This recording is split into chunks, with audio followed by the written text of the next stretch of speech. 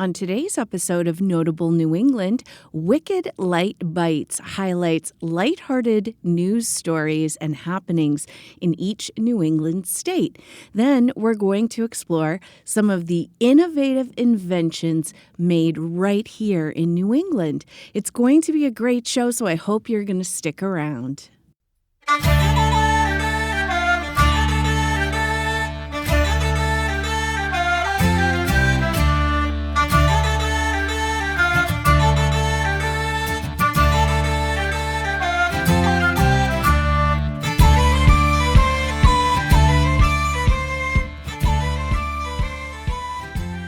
Hello, lovely listeners. It's nice to spend some time with you again. For those new to the podcast, I am your host, Gretchen B. I am a lifelong, born, raised, and reside New Englander. Can you believe we are already in March? I have been noticing some very early signs of spring, and I've got to say, it is such a joy to see nature starting to wake up. Just this past week, while the snow was melting, I spotted my first snowdrop flowers. And that is always a sign to me that spring is coming. It got me so excited for longer days ahead, warmer weather, and all of the beautiful flowers that are soon going to be popping up everywhere. I wonder if you have seen some early signs of spring where you are. I know some of you are pretty well socked in snow right now, but hopefully soon you will start to see some little signs that will start to get you excited for the spring season ahead. So today we're going to be diving into some of the great inventions that were created in New England. And before we get into that, we're going to start with a round of Wicked Lite Bites. And that is where I share with you some fun, lighthearted stories from around New England. Sullivan's Castle Island in South Boston has been awarded a 2025 James Beard America's Classics Award.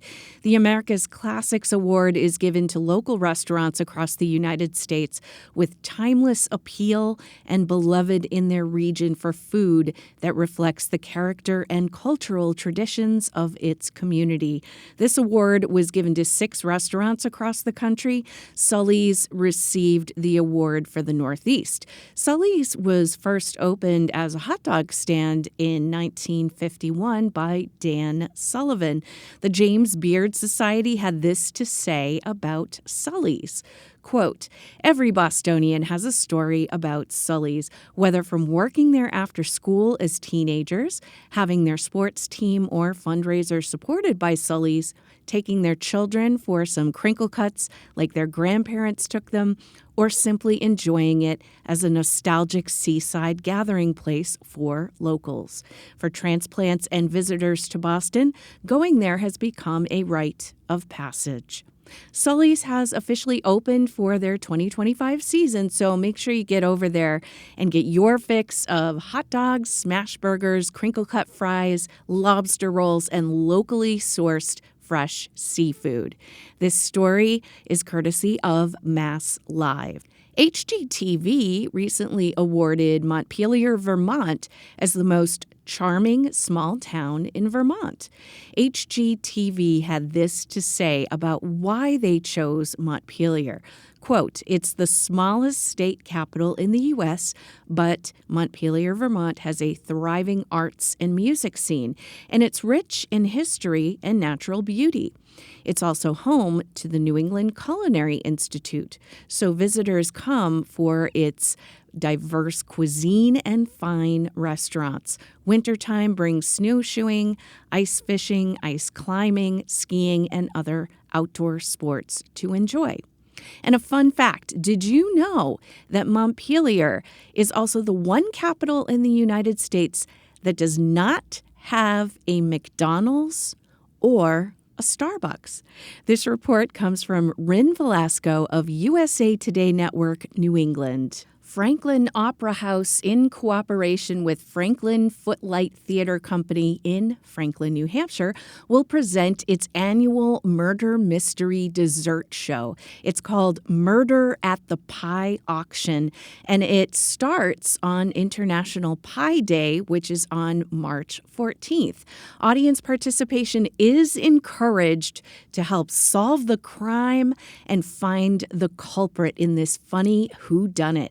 Shows will be held at 6:30 p.m. on Friday, March 14th and Saturday, March 15th. Buying a ticket also includes snacks, water, and pie. And choices for pie that they will have include blueberry, Boston cream, sugar-free apple, or gluten-free apple pie. For more information, visit fohnh.org. I will put that in our show notes for you. Thank you to the Laconia Daily Sun for this information. Get ready, Antiques Roadshow fans. Antiques Roadshow is going to be making its first ever tour stop in Maine. The show announced that it will visit the coastal Maine Botanical Gardens in Booth Bay on June 18th. The all-day appraisal event is part of Antiques Roadshow's production tour for its 30th season. The 30th season will not be airing until 2026.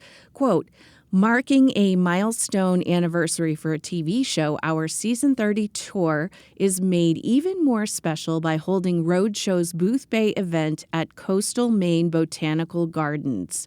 Each year, Roadshow gives our fans a chance to experience culturally rich places, complete with gorgeous architecture, art, and nature that provide an intriguing backdrop to capture appraisals and allow us to take viewers backstage to see and learn about places they might otherwise miss. That is a quote from executive producer Marcia Bemko. This information came from Russ Reed of WMTW Channel 8. Chappie, the beloved baby seal that was found on the streets in New Haven, Connecticut, now has a bobblehead. Chappie was found on Chapel and East Streets in the Fairhaven neighborhood over Valentine's Day weekend and now receives treatment at the Mystic Aquarium. The bobbleheads, which are available through the National Bobblehead Hall of Fame and Museum's online store, are individually numbered. They are being sold for $30 each plus $8 for shipping, and they are expected to ship in August. The National Bobblehead Hall of Fame and Museum said 10% of the proceeds from every Chappie bobblehead sold will go to the Mystic Aquarium, which is caring for the seal. I'll put the link to the National Bobblehead Hall of Fame and Museum's online store in the show notes so you can order one if you'd like. Thank you to NBC Connecticut for this story. Penguins will be making a return to the Roger Williams Zoo in Rhode Island this spring. The zoo will welcome a dozen Humboldt penguins. The zoo is renovating its former seal pool, where the penguins are going to be staying. The new exhibit is going to be called Penguin Point. The exact date has not been announced yet. It's been more than a decade, though, since the zoo has had penguins, so that's kind of exciting. This story comes from Sarah Bodden with the help of Hannah Cotter for WPRI 12.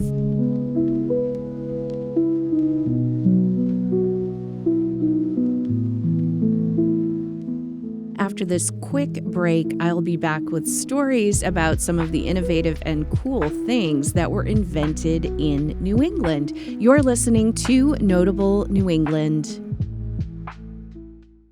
Escape the social media noise and join the Notable New England community. Love New England? Are you craving a space to connect with like-minded people without the endless doom scrolling, negativity, and social media clutter?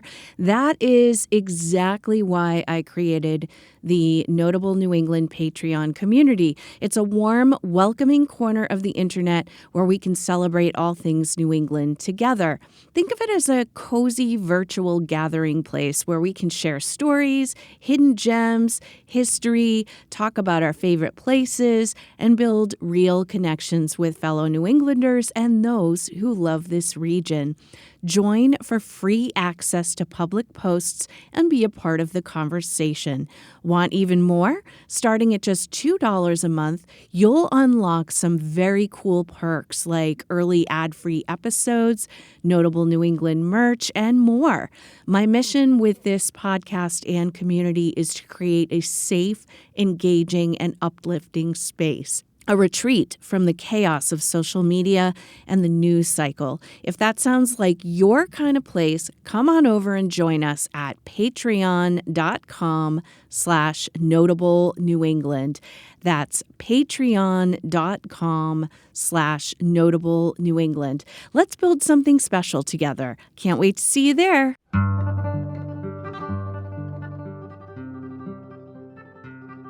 Did you know that some of the most innovative and practical products we use today were invented right here in New England? From everyday essentials to game-changing breakthroughs, I hope you'll enjoy learning more about some of these New England inventions. First, here's a product you likely use daily and never think twice about.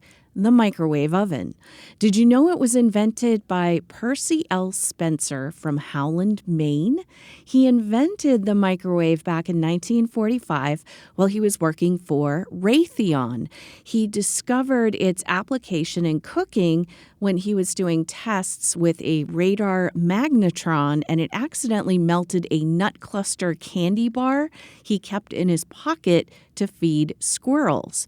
According to Popular Mechanics, after being intrigued by this, Spencer and his team then tested the machine using an egg, which exploded, and some popcorn kernels, which popped, before applying for a patent for the device. Raytheon produced the first ever radar range in 1947. If you were a golfer prior to 1899, you would go to a golf course and you would get a box of wet sand that would be at each hole, and you would have to mold an almost pyramid-like mound, put the ball on top, and then hit it. Now, can you imagine how messy that would have been? Well, thanks to a Boston dentist, Dr. George Grant, he invented the wooden tee. Dr. Grant loved to play golf near his home in Arlington, Massachusetts, and he fashioned the first wooden tee. He patented the tee, but he didn't mass market them. He would give them to friends and family, and then he would go on and invent all these different prototypes of the tee. It wasn't until the early 1920s that the ready tea, invented by another dentist, Dr. William Lowell, became commonly used. Some other cool facts: Dr. Grant, the original inventor, was the second African-American man to graduate Harvard Dental School, and he was the first African-American professor at Harvard University. Speaking of sports, the game of basketball was invented in Springfield, Massachusetts by Springfield College instructor and grad student James Naismith in 1891. Apparently, Naismith was tasked by the college's superintendent at the time to come up with an indoor activity that college students could play during the winter months indoors. So Naismith approached the school's janitor and asked if he could find two 18-inch square boxes to use as goals. Well, the janitor brought back two peach baskets. Naismith nailed them to a lower rail on the gym's balcony on each end of the gym. It just so happened that the height was 10 feet. A man was stationed at each end of the balcony to pick the ball from the basket and put it back into play. It wasn't until a few years later, though, that the bottoms of the peach baskets would be cut out so that the ball could fall loose. Naismith made 13 rules for the game, which described how to move the ball and what constituted a foul. A referee was appointed. The game would be divided into two 15-minute halves with a 5-minute resting period in between. Teams were made up of 3 centers, 3 forwards, and 3 guards per side. 2 of the centers met at midcourt. Naismith tossed the ball, and the rest was history. Did you know that the ironing board was invented by a Connecticut dressmaker? Sarah Boone and her husband came to New Haven, Connecticut before the Civil War using a network tied to the Underground Railroad. Sarah became a very successful dressmaker, eventually owning her own home, which was not common during that time. She wanted to make sure that her dresses stood out amongst the competition, and she needed a solution to iron these tailor-made corsets that were popular at the time. So typically dressmakers would iron their clothes on a wooden plank placed between 2 chairs. And that worked for something like a wide skirt, but it wasn't the best solution for the contours of a tight-fitted type of material. So Boone's solution was to create a narrower, curved board that could slip into sleeves and allow for a garment to be shifted without it getting wrinkled. Her board was also padded, and that helped to eliminate impressions produced by a wooden board.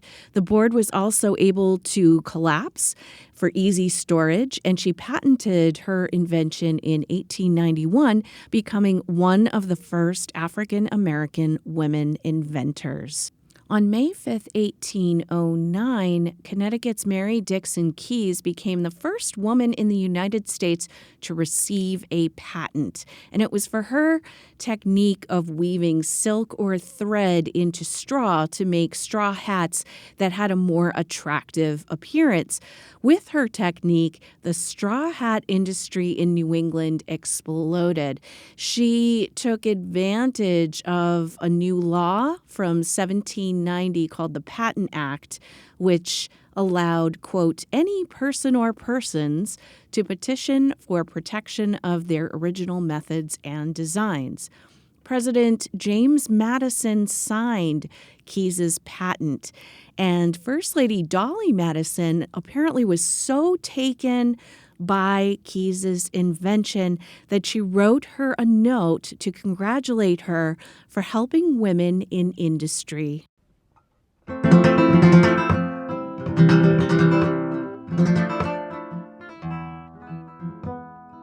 I'm going to take a quick break, and then I will be back with some more innovative New England inventions. So stay tuned. You're listening to Notable New England.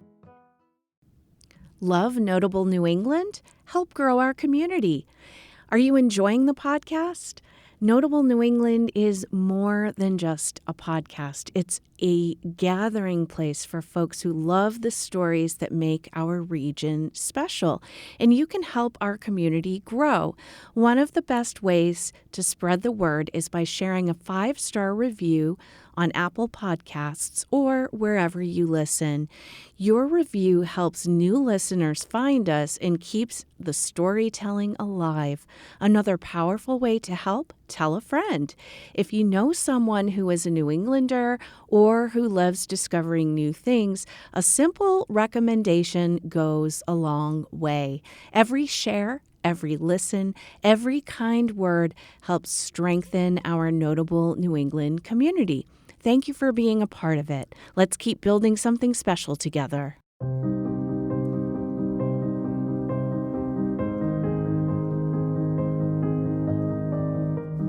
Did you know the first Saturday in December in Maine is also known as Chester Greenwood Day? And it's in honor of a man who invented the design for the modern-day earmuffs. So on the first Saturday in December in Farmington, Maine, they host an earmuff parade in honor of him. The story goes that when Chester was a boy, he loved to ice skate, but he had a little problem because his ears would get frostbitten more than other kids' ears typically would.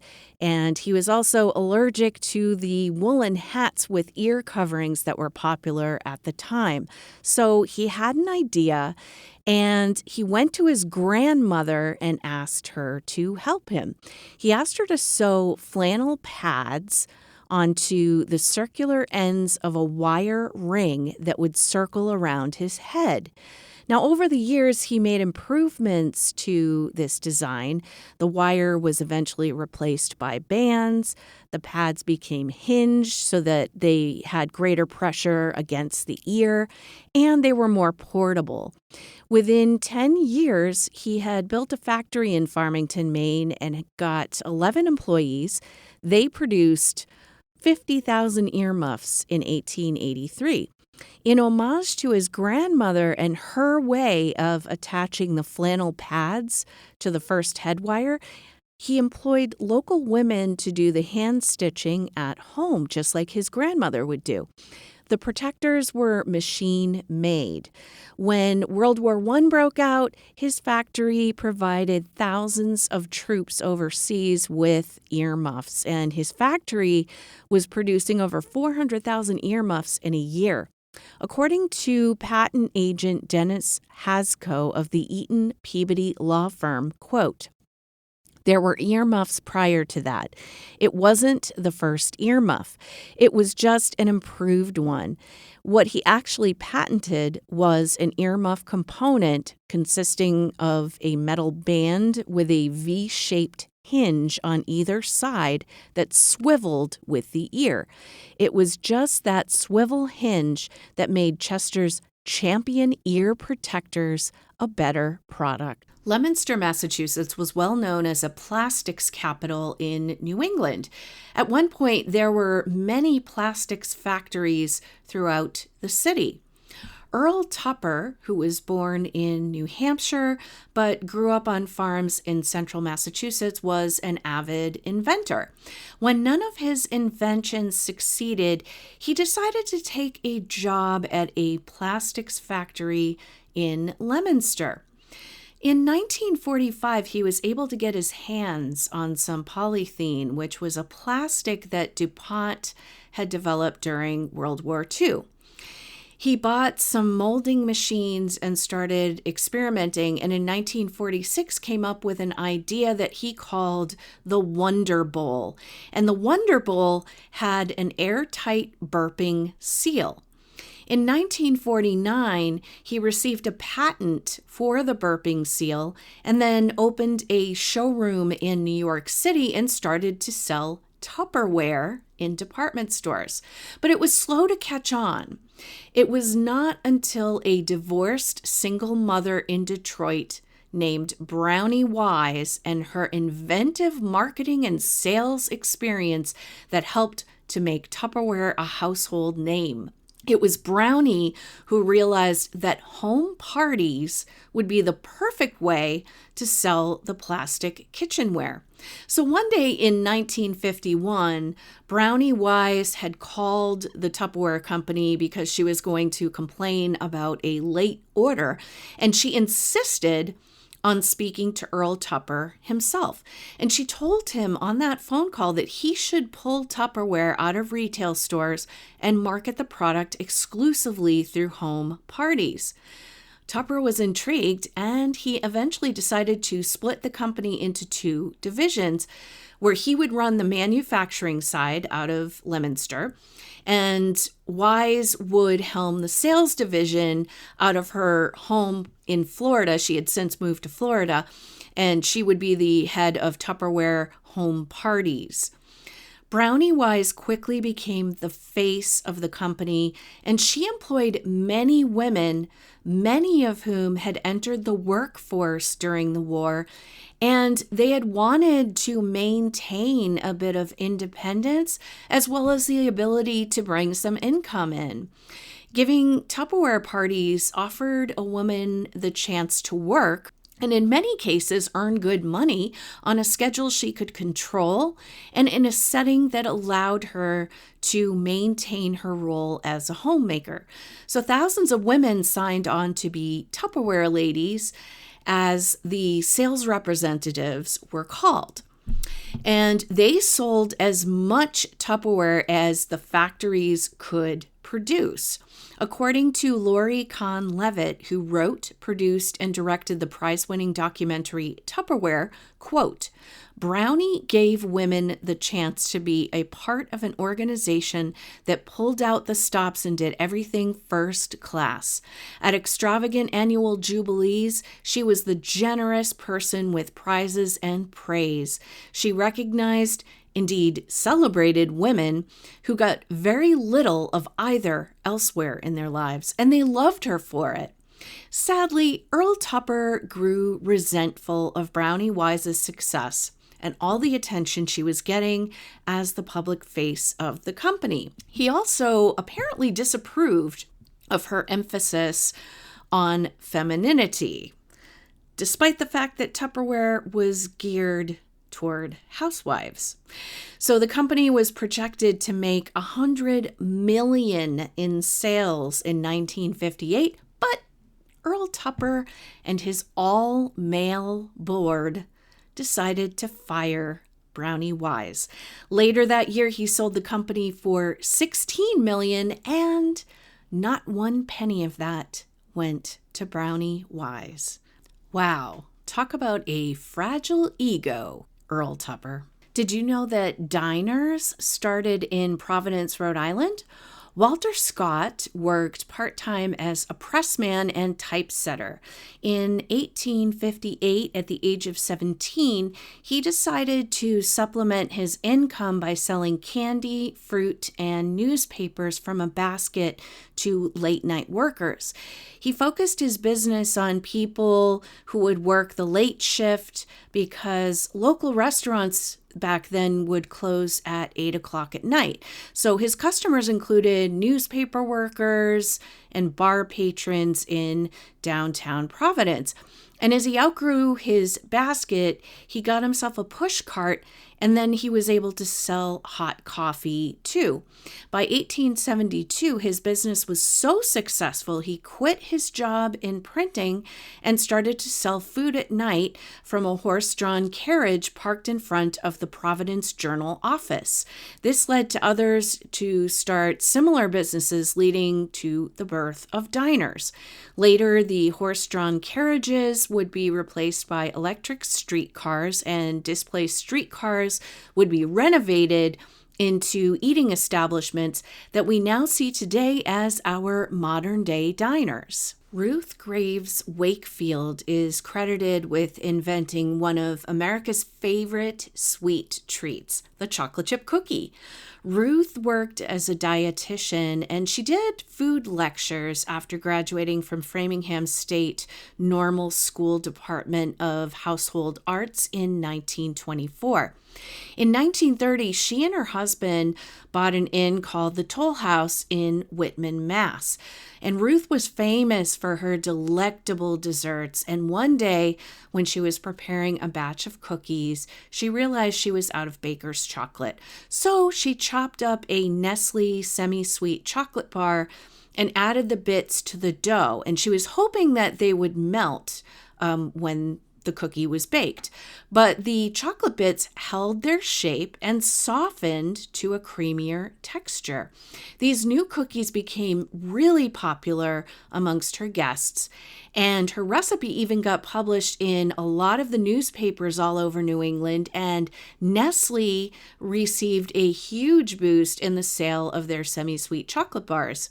Eventually, Ruth and Nestle reached a deal where her recipe would be printed on the wrapper of the semi-sweet chocolate bar, and Nestle would provide Ruth with all of the chocolate she needed in return for the rest of her life. Nestle began to score the chocolate bar and would package it with a special chopper for easy cutting into small morsels.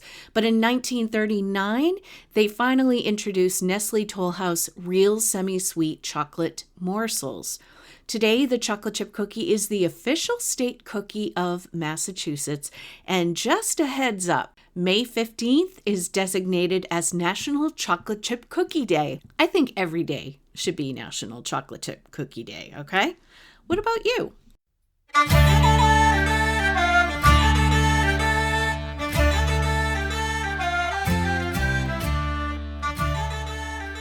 I hope you found this exploration into New England inventions interesting.